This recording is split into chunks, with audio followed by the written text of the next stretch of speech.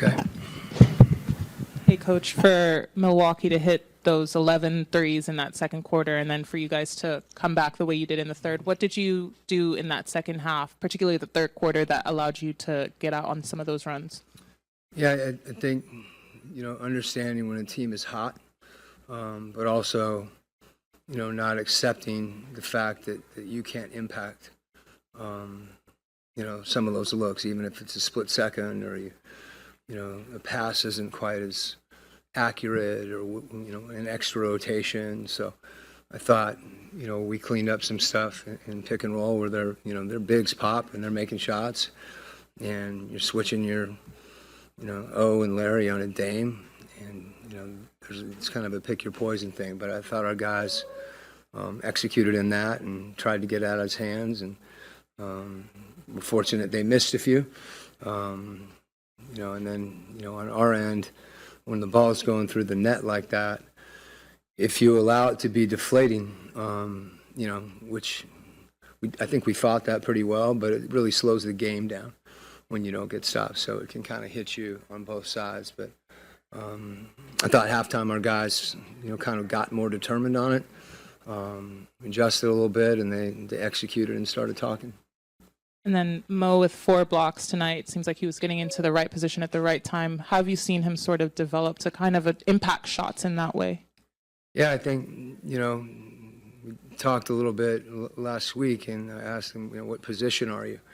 And he doesn't have to be a position. You are who you can guard. And his versatility allows him, to guard multiple positions. And when he is off the ball in those help situations, as you said, he's long, and I think he's gotten even more instinctive. He hasn't had a chance to play for a long period of time until this year, and you could just see him kind of settling down. And, those blocks are, obviously his length, but also his anticipation.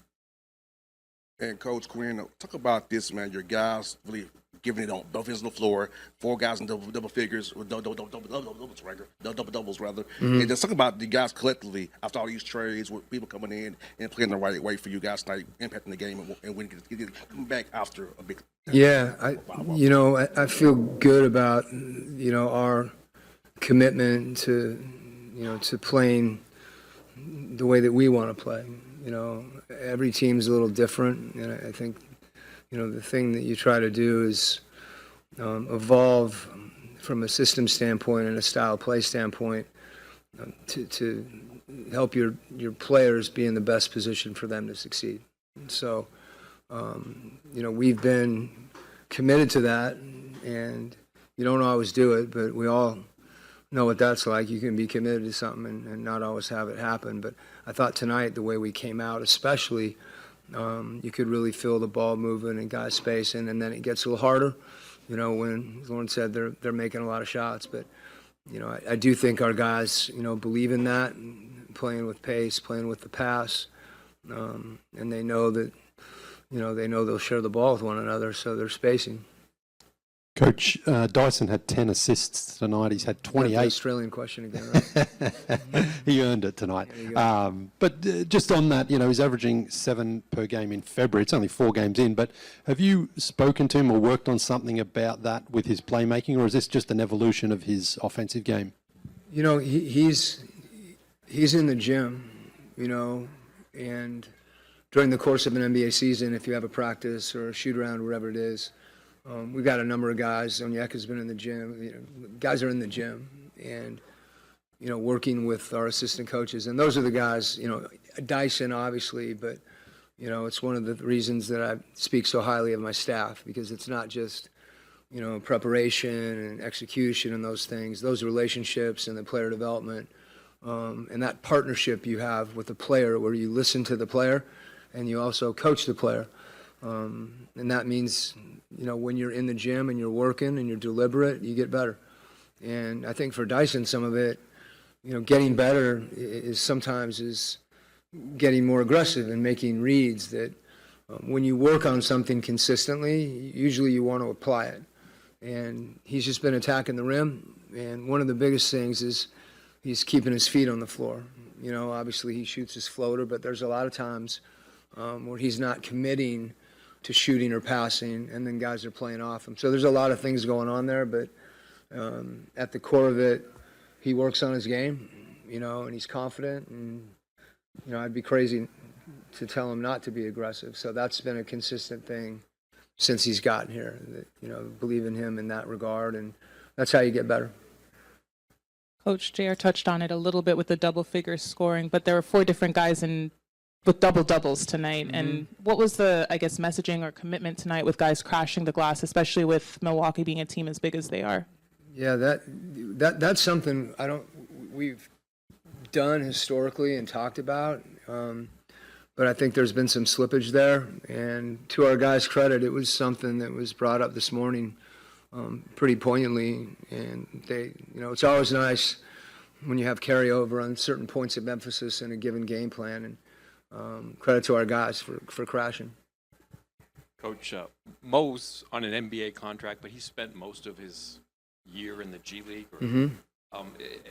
In your conversations with Steve or in what you've seen on video, have you been able to track what he's done there, and what is it that you were looking for him to do in his G League time?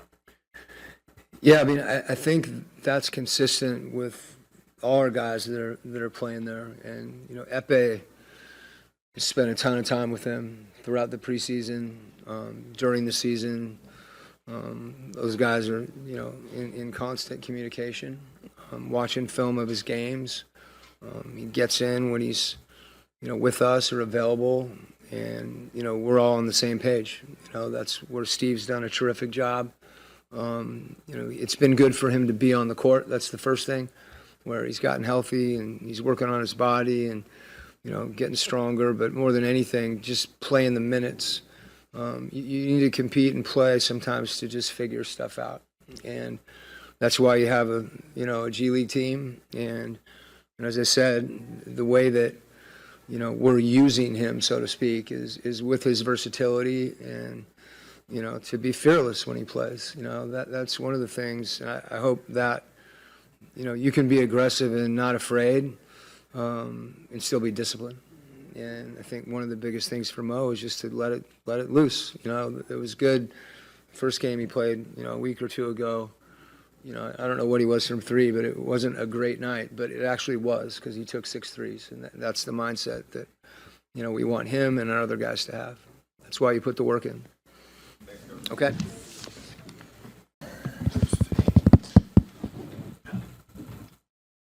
First podium game. Thank you. It seemed like you were pretty much everywhere tonight. Just what goes into your mind when you're trying to get into the right position, especially for some of those blocks that you had? Honestly, my mindset is just trying to disrupt the offense, no matter what team or where I'm at, just trying to make sure the offense is not running. So I'm trying to be help side, block shots, whatever it takes, really. And Quinn, in his post-game presser, talked about you kind of playing loose, but that not being an excuse to not play disciplined. How do you find that sort of balance between kind of staying as loose as possible, but not playing within the flow of the game? Honestly, I give credit to my teammates. They talk to me a lot. Obviously, I was with the Cyhawks. We kind of run different stuff. And having like Larry, Trey, all of them talking to you throughout the game, I think that helped me a lot. You talk about spending a lot of time with the Skyhawks this season. How gratifying is it, though, when you finally do get an opportunity up here with the Hawks to have a game like this? I mean, it's part of the process. The Skyhawks is just a process for me to grow. I've been injured last year, so I enjoy every moment out there. I love playing with those guys. So playing there and coming here, it makes it easier for me. So Steve, the head coach, he does a good job, like implementing defense and everything. So the difference can be seen when you come here. Well, I wanted to ask, did you have a favorite block from tonight? I would say the Loftus one. I was late. I was really late. If he would have dunked on me, we would show it on film. So I would say that one. A big thing about the Skyhawks is the terminology kind of carrying over, and how much has that helped you to make sure that you're working within a system and it's not just I'm here with the Hawks, I'm here with the Skyhawks, but there's so much carryover between the two?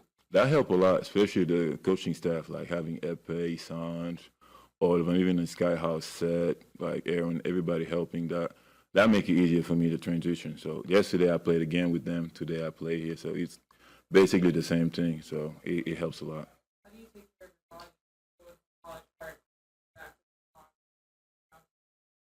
Man, I'm trying to eat as much as possible and sleep as much as possible. I'm trying to gain weight at the same time too, so it's kind of hard, but I'm trying my best.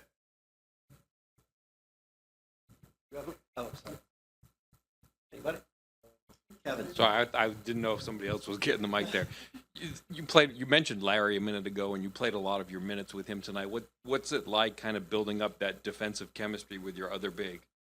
I think it's great having a vet like him help a lot. Obviously, for me, he talked to me all the time, like on the bench, on the court, when I make mistake. I was mad because I couldn't hit a shot, so he put me on the side. He was like, "You do so much for the team. Don't worry about making or missing." So, just having a vet that will talk to you through all that, I think it helped not just me but the whole team. And kind of actually piggybacking off of Kevin just asked you, Double O found you in the paint and you were Yeah. all by yourself essentially. Just during that play, like what did you see and what went through that play? Just kind of walk us through. I know O is a great passer. Maybe people don't know it, but O is really a good passer. So I was just finding the open space, and thank God he found me. That's a wrap. Thank y'all.